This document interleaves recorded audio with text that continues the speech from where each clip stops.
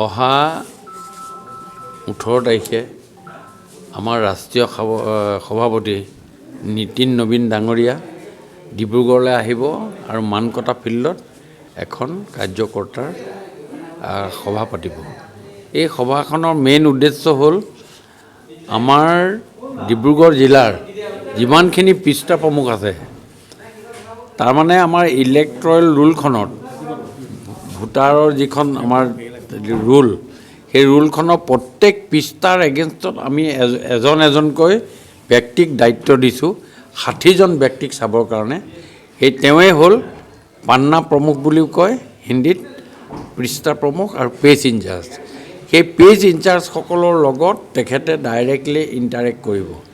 এই ইণ্টাৰেকশ্যনটো এনেকুৱা ধৰণৰ কথা যে এই 20জন 60জন যে মানুহ পৃষ্ঠাৰ যি দায়িত্বত থাকিব এই দায়িত্বত থকাৰ ভিতৰত তেওঁ সেই মানুহজনে পৃষ্ঠা প্ৰমুখে এই মানুহকেইজনৰ লগত সকলো ধৰণৰ ইণ্টাৰেকশ্যন কৰিব।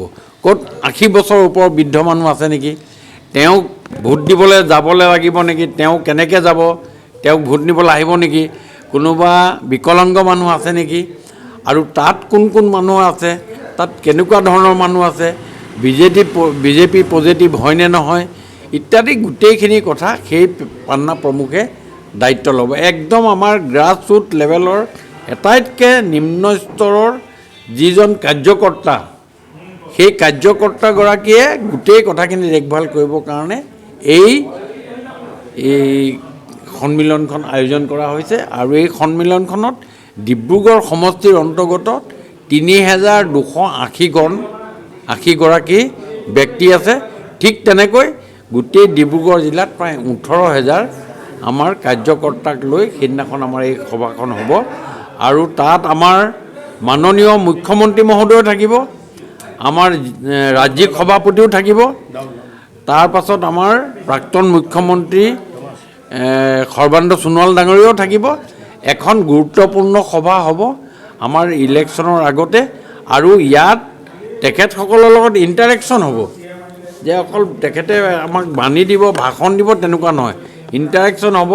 তেওঁ বিভিন্নজনৰ লগত তেওঁ কথোপকথন কৰিব, তেওঁলোকৰ পৰা জানকাৰী ল'ব যে আপুনি ক'ব যে গেহেম বজাৰৰ 18 নম্বৰ ৱাৰ্ডৰ অমুক পৃষ্ঠা পেজখনত কি আছে, তেওঁক মাতিব, তেওঁক মাতি সুধিব যে আপুনি আপোনাৰ কথা কওক, আপোনাৰ তাত কিমানজন তাত বিকলাংগ লোক আছে, কিমানজন তাত বৃদ্ধ মানুহ আছে, কিমানজনে ভোট দিবলৈ আহিব পাৰিব নোৱাৰে, আৰু কিমানজনৰ ঘৰত PMOI ঘৰ পোৱা নাই, আৰু কিমানজনক দিবলগীয়া আছে, কিমানজনে পাব ইত্যাদি সকলোখিনি কথা পুংখানুপুংখভাৱে তেওঁ আলোচনা কৰি আমাক তেওঁ শেষত আমাক উপদেশ এটা দিব আৰু আমি কি ধৰণে কাম কৰিব লাগিব।